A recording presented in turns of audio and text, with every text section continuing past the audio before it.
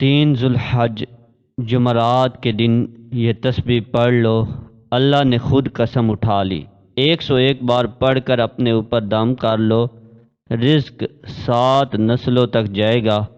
اعوذ باللہ من الشیطان الرجیم، بسم اللہ الرحمن الرحیم۔ پیارے ناظرین، آج میں آپ کو قرآن حکیم کی ایک آیت کا وظیفہ بتاؤں گا۔ یہ وظیفہ آپ نے ذوالحج کے مہینہ میں کرنا ہے، جمعرات کا دن اس وظیفہ کے لیے بہت اچھا ہے۔ یہ وظیفہ کرنے سے پہلے ذوالحج کے 10 دنوں کی اہمیت کے بارے میں بتانا ضروری سمجھتا ہوں، اور آپ کے لیے یہ جاننا بھی ضروری ہے، ورنہ وظیفہ کا اثر نہیں ہوگا۔ سب سے پہلے آپ ذوالحجہ کے 10 دنوں کی اہمیت جان لیں، تاکہ آپ کا وظیفہ پر یقین پختہ ہو جائے اور وظیفہ اپنا اثر دکھائے۔ ذوالحجہ کا مہینہ سبھی مبارک مہینوں میں سے ایک ہے۔ اللہ تعالیٰ نے اس مبارک مہینے میں حج اور قربانی 2 بڑے عمل فرمائے ہیں۔ پوری دنیا سے آ کر لوگ اس مہینے میں حج بھی کرتے ہیں اور قربانی بھی کرتے ہیں۔ حج کے شروع کے جو 10 دن ہوتے ہیں، ان ایام کی بڑی فضیلت ہے۔ ذوالحجہ کی پہلی 10 تاریخ، خصوصاً ذوالحجہ کی 3 تاریخ جمعرات کے دن میں جو اعمال انسان کرتا ہے، وہ اعمال اللہ تبارک و تعالیٰ کو اتنے زیادہ پسند ہیں کہ باقی دوسرے دنوں میں کیے گئے اعمال اتنے محبوب نہیں ہیں۔ باقی دنوں میں بھی جو اعمال کیے جاتے ہیں وہ بھی اللہ کو محبوب ہیں، لیکن اس سے بڑھ کر محبوب نہیں ہیں۔ یہ مہینہ اللہ تعالیٰ کو بہت پیارا ہے، کیونکہ اس مہینے میں اللہ تعالیٰ کے پیارے پیغمبر ابراہیم علیہ السلام نے اپنے پیارے بیٹے حضرت اسماعیل علیہ السلام کو اللہ تعالیٰ کی راہ میں قربان کیا۔ اللہ تعالیٰ نے اپنے پیارے خلیل کی قربانی کو قبول فرمایا، اور پوری امت مسلمہ اس قربانی کی یاد میں اللہ تعالیٰ کے حضور اپنے جانوروں کی قربانی پیش کرتے ہیں۔ محترم ناظرین، یہ واقعی قبولیت کے دن ہیں۔ ان دنوں میں اگر آپ یہ عمل کر لیں گے جو ابھی میں آپ کو بتاؤں گا، تو انشاءاللہ آپ کی تمام حاجتیں، آپ کی تمام مشکلات، پریشانیاں، پیسے کے متعلق پریشانی، رزق نہیں مل رہا، تو یہ تمام کی تمام پریشانیاں حل ہو جائیں گی۔ محتاجی آپ کی 7 نسلوں تک نہیں آئے گی۔ صحابہ کرام نے حضور پاک صلی اللہ علیہ وآلہ وسلم سے پوچھا، یا رسول اللہ، کیا جہاد بھی اس سے زیادہ اللہ کو پسند نہیں؟ تو رسول اللہ صلی اللہ علیہ وآلہ وسلم نے ارشاد فرمایا، نہیں، جہاد بھی نہیں۔ اللہ تبارک و تعالی اس مہینے کے عمل کو بہت ہی زیادہ پسند فرماتا ہے۔ ذوالحجہ کا مہینہ بہت ہی افضل مہینہ ہے۔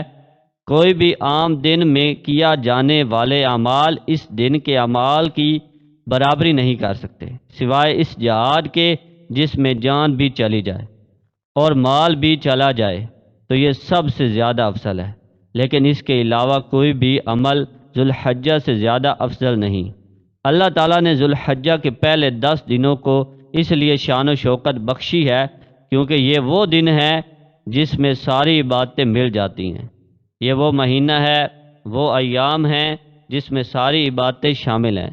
اس میں توحید پر تو مسلمان چلتا ہی ہے، اس کے علاوہ اس میں نماز، روزہ، صدقہ اور حج، ساری چیزیں ایک ساتھ آ جاتی ہیں۔ کوئی مہینہ اس کے علاوہ ایسا نہیں۔ اس 10 دنوں کے اندر ہی 1 تاریخ سے لے کر 9 تاریخ تک نفل روزہ رکھ سکتے ہیں۔ ہمارے نبی اس مہینے کی عبادتیں ایک ساتھ آتی تھی تو ہر سال روزے رکھتے تھے۔ پہلے 9 دن کے روزے رکھتے تھے اور پھر 10ویں دن عید مناتے تھے۔ اس مہینہ میں روزہ بھی رکھ لیا، نماز بھی ہو گئی، توحید بھی ہو گیا، صدقہ بھی ہو گیا اور حج بھی ہوگا۔ قرآن میں اس مہینہ کو افضل ترین مہینہ بتایا گیا ہے۔ ان ایام میں زیادہ سے زیادہ صالح عمل کرنے چاہیے۔ ان 10 دنوں میں اللہ کی وحدانیت بیان کرنی چاہیے، اللہ کی بڑائی بیان کرنی چاہیے اور اللہ کی حمد و ثنا بیان کرنی چاہیے، کیونکہ ان دنوں کے مقابلے میں اللہ کو کسی دن کا عمل پسند نہیں ہے۔ لہذا اس مہینے میں اللہ کی تکبیر بیان کرنی چاہیے۔ اللہ کی وحدانیت بیان کرنے سے مراد لا الہ الا اللہ ہے۔ تکبیر بیان کرنے سے مراد اللہ اکبر کہنا ہے، اور اللہ کی جس سے بڑائی بیان ہو اسے دیگر تکبیرات کہتے ہیں۔ اسی طرح اللہ کی حمد و ثنا بیان کرنے سے مراد ہے اس کی تعریف اور اس کی پاکی بیان کرنا۔ پہلی تاریخ سے لے کر 12 تاریخ تک بلند آواز میں تکبیر کہنا افضل ہے۔ صحابہ کرام ہر سال حج کو جاتے اور اتنی زور سے تکبیر کہتے کہ پورا مینار گونج اٹھتا تھا۔ مردوں کے لیے بلند آواز میں تکبیر کہنا فرض ہے، اور عورتوں کے لیے اگر ان کے گھر میں کوئی غیر محرم نہ ہو تو وہ بھی بلند آواز میں تکبیر کہہ سکتی ہیں۔ حضور صلی اللہ علیہ وآلہ وسلم نے فرمایا کہ ذوالحجہ کے 9 دن کا روزہ پہلے 1 سال اور اگلے 1 سال کا کفارہ بنے گا۔ ذوالحجہ کی بڑی فضیلت ہے۔ اللہ ہر انسان کو حج کرنے کی توفیق عطا فرمائے اور مدینہ اور مکہ مکرمہ کا دیدار کرا دے، آمین۔ محترم ناظرین، اب میں آپ کو وظیفہ کے متعلق بتاتا ہوں۔ کیا آپ نے وظیفہ کس طرح کرنا ہے، کس وقت کرنا ہے اور کون کون سی احتیاط کرنی ہے۔ سب سے پہلے وظیفہ شروع کرنے سے پہلے آپ نے باوضو ہو لینا ہے۔ آپ نے وضو کر لینا ہے، مکمل طور پر پاک صاف ہو جانا ہے، اور اس کے بعد درود ابراہیمی 3 مرتبہ اول و آخر آپ نے پڑھنا ہے۔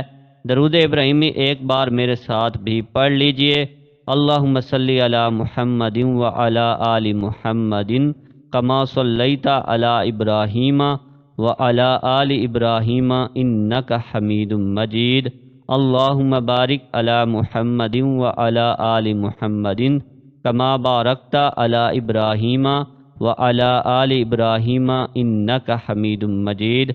درود ابراہیمی پڑھنے کے بعد آپ نے قرآن حکیم کی ایک چھوٹی سی آیت پڑھنی ہے۔ یہ آیت آپ نے 101 مرتبہ پڑھنی ہے۔ آیت کے پڑھنے کے بہت فضیلت ہے۔ جب آپ یہ آیت پڑھیں گے تو آپ رزق سے مالا مال ہو جاؤ گے، جس کی تمام پریشانیاں دور ہو جائیں گی، اور رزق انشاءاللہ 7 نسلوں تک جائے گا۔ یہ آیت سماعت کر لیجئے۔ اللہ لطیف بعبادہ یرزق من یشاء وہو القوی العزیز۔ ترجمہ: اللہ نرمی رکھتا ہے، اپنے بندوں پر روزی دیتا ہے جس کو چاہے، اور وہی ہے زور آور زبردست۔ اس آیت مبارکہ کو آپ نے 101 مرتبہ پڑھنا ہے۔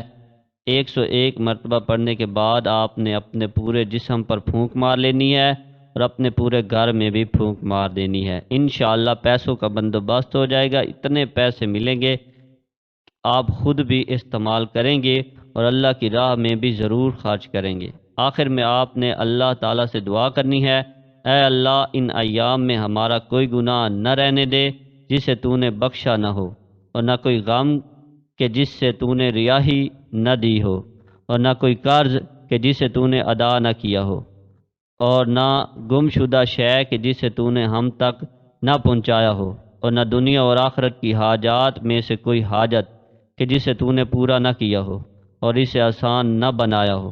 بے شک تو ہر چیز پر قدرت رکھتا ہے۔ آخر میں آپ سے گزارش ہے کہ ہمارے چینل علم دین کو ضرور سبسکرائب کریں۔